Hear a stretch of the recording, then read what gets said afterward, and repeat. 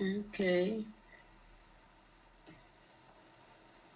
So we define a function named get input, Mm-hmm.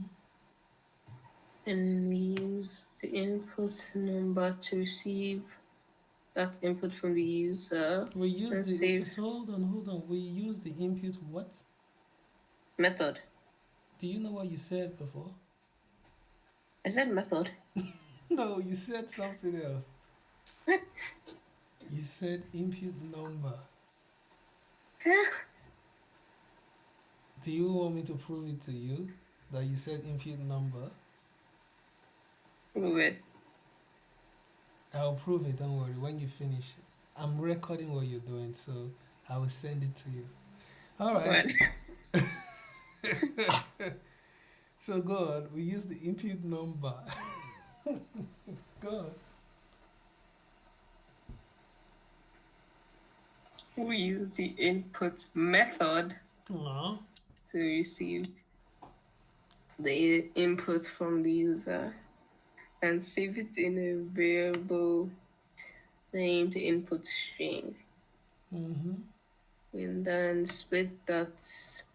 we now split input string into a list A list of as- what? of strings Mm-hmm. and save it in the variable named list of strings. Alright. Then we create a loop Mm-hmm. with list of strings, which as Python is going to the loop is now changing all the strings to numbers. Mm-hmm. What And what function is it using to change it? I know it's looping through using it, but what is it using to change each item while looping through it? it's using the floats method, Alright. and it's saved in a So which variable. code there on that line represents the word save? Because you just said it's saving it. Which code there represents the save? The equals to Yeah, so it's saving it where?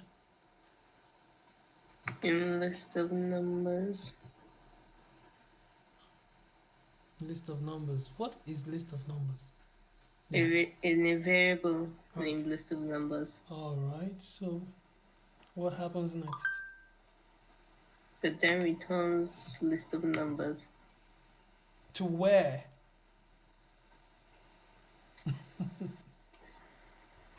Where is he returning it to? To you?